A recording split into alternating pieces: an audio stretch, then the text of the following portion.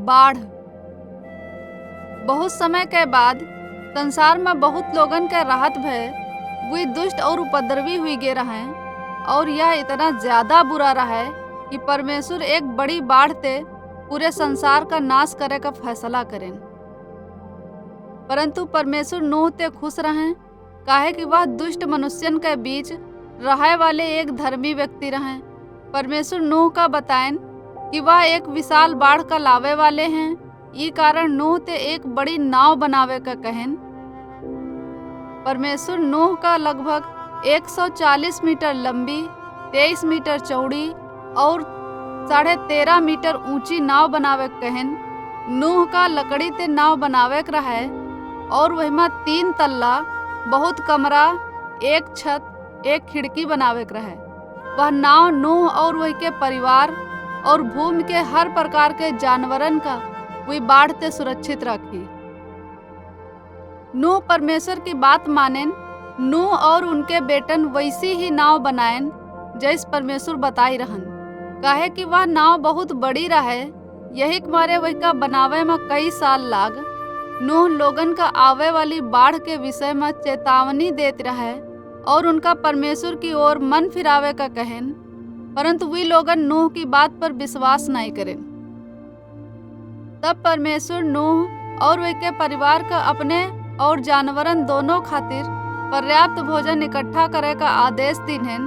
जब सब कुछ तैयार रहे, तब परमेश्वर नूह ते कहन, यह समय वे की पत्नी और वे के 3 बेटन और उनकी पत्नियां कुल मिलाक 8 जने नाव में जायक रहे। परमेश्वर हर जानवर और पक्षी के नर और मादा का नूह के पास भेजन, ताकि वे नाव में जा सकें और बाढ़ के समय सुरक्षित रह सकें। परमेश्वर ऐसे हर प्रकार के जानवरन के 7 नर और मादाओं का भेजन, जिनका बलि चढ़ावे के खातिर उपयोग किन जा सके। जब वे सब नाव में पहुंच गए, तो परमेश्वर खुद नाव के द्वार का बंद कर दीन्हन। तब बारिश होप शुरू भई, और बारिश होती गए बिना रुके 40 दिन और 40 रात लगातार बारिश होती रही। सब संसार की हर एक चीज, यहाँ तक कि बहुत ऊंचे पर्वत भी पानी में डूब गए। सूखी भूमि पर रहे वाली हर एक चीज मर गए।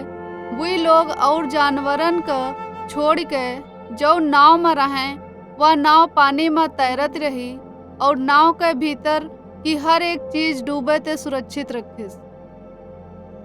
बारिश के रुक जाए के बाद 5 महीने तक वह नाव पानी में तैरत रही, और वे समय के दौरान पानी कम होए लाग। तब एक दिन वह नाव पर्वत की चोटी पर जा टिकी, लेकिन संसार अबे तक पानी ते ढका भवा रहे। 3 महीना बाद पर्वत के चोटियां दिखाई दे लागी। फिर और 40 दिनन के बाद नूह एक कौआ का यू देखे के खातिर बाहर भेजन कि का पानी सूख गवा है। वह कौआ सूखी भूमि के खोज में इधर उधर उड़त रहा, परंतु वही का ऐस कोनो जगह ना मिली। फिर बाद में नूह एक कबूतरी का बाहर भेजन, परंतु वही का भी कोनो सूखी भूमि ना मिली। यही मारे वह नूह के पास वापस आ गई। 1 सप्ताह के बाद वो फिर एक कबूतरी का भेजन, और वह अपने चोंच में जैतून की एक शाखा लेके वापस आई। पानी कम होत रहे और पौधा भी उगे लाग रहे। नूह 1 सप्ताह और इंतजार करें, और तीसरी बार भी एक कबूतरी का बाहर भेजन। इस बार वही का ठहरे का स्थान मिल गवा। तब वह दोबारा लौट कर नहीं आई, काहे कि पानी सूख रहा रहे। 2 महीना बाद परमेश्वर नूह ते कहन, अब तुम और तुम्हार परिवार और सगरे जानवर नाव ते निकल आओ। बहुत सारी संतानें और पोते पर पोते पैदा करो और धरती का भर दो। तब नूह और वही का परिवार नाव ते बाहर निकल आवा। नूह के नाव ते बाहर आवे के बाद वो एक वेदी बनाए, और बलि के खातिर उपयोग किन जाए वाले हर प्रकार के जानवरन मते कुछ का लेके बलि चढ़ाएन।